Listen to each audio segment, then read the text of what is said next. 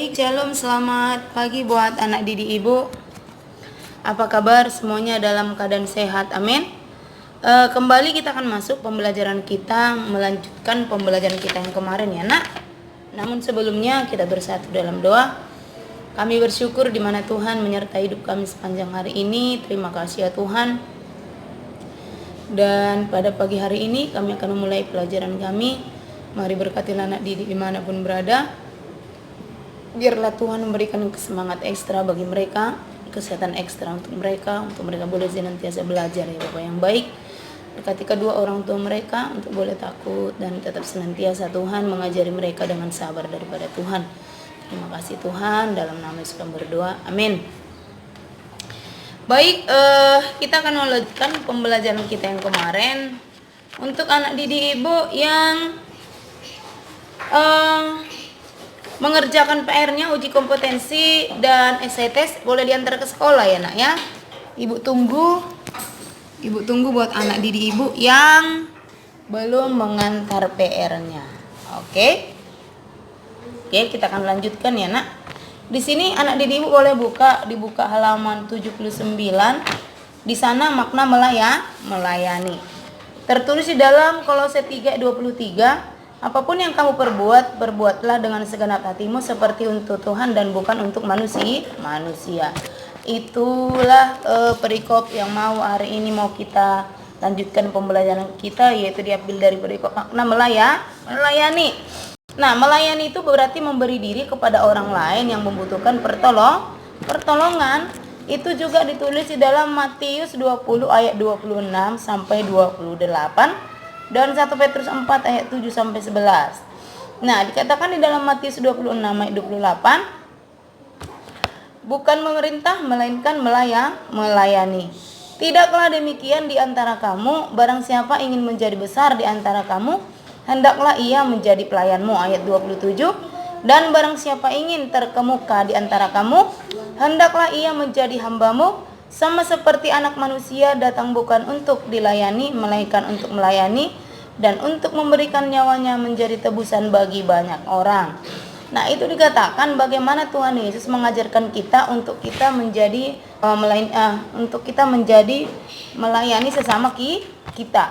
Nah, siapa contohnya sebenarnya di Alkitab yang memang dia datang ke dunia untuk melayani? Itu yang pertama yaitu Tuhan Yesus. Apa itu? Yesus memberi teladan sebagai dia melayani murid-muridnya. Salah satunya yaitu dia membasuh kaki murid-muridnya. Itu tertulis di dalam Yohanes 13 ayat 14. Di sana dikatakan membasuh kaki orang lain adalah pekerjaan yang dilakukan oleh seorang hamba. Nah, dikatakan dalam Yohanes 13 ayat 14, Yesus berkata, "Jikalau aku membasuh kakimu, aku adalah Tuhan dan gurumu, maka kamu pun wajib saling membasuh kakimu."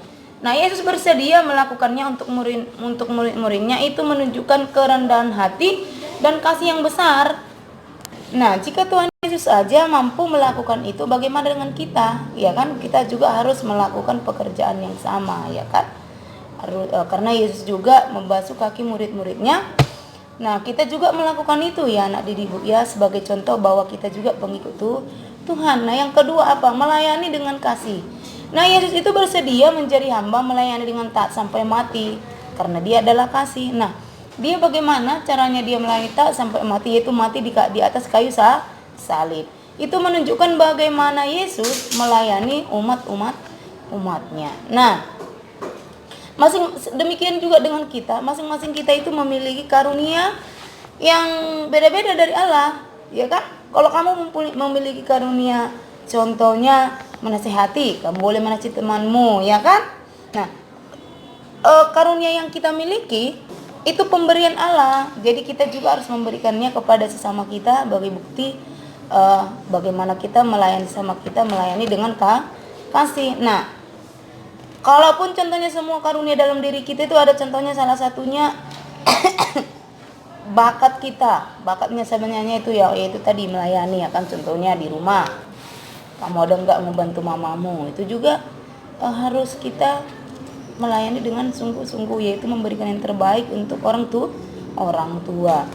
Nah, yang ketiga tadi kan Yesus contoh yang pertama Yesus memberikan teladan, dia taat sampai mati, ya kan? Itu melayani dengan kasih. Yang pertama. Yang kedua, Kristus sebagai teladan. Nah, bagaimana dengan dia membasuh kaki murid-muridnya. Nah, yang ketiga, tindakan kecil membawa berkat. Apa saja itu? Contohnya kita tindakan hal-hal kecil. Contohnya kan menyimpan piring kita.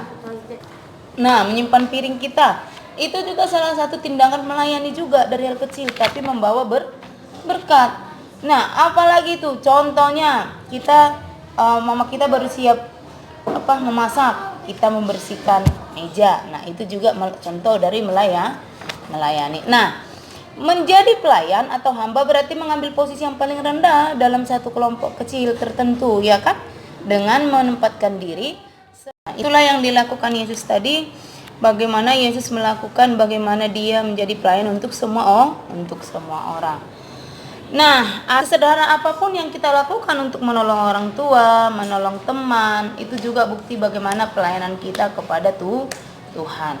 Nah, untuk itu anak didik ibu berharap juga dengan contoh-contoh yang ibu buat tadi, lakukanlah itu di dalam kehidupanmu sehari-hari. Baik kamu di rumah, baik kamu di sekolah, ya kan? Silakanlah lakukan itu.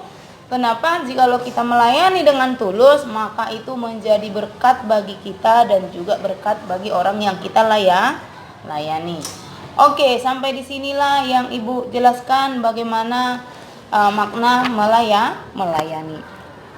Nah, makna melayani bagaimana perikop kita kali ini ya nak ya. Nah, apapun yang kita perbuat tadi dalam pelayanan itu, biarlah itu kita perbuat dengan segenap hati kita seperti untuk Tuhan, bukan untuk manusia, bukan untuk supaya aku hebat, supaya dilihat aku baik, enggak. Tetapi biarlah kita lakukan itu semua untuk memuliakan Tuhan.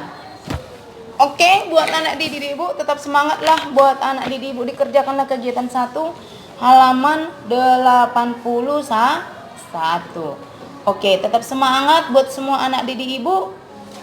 Berharap buat kamu, tetap ibu tunggu semua PR-nya nak ya. Oke, semangat. Sola Fide, Sola Gracia, Viva Nasrani. Salam.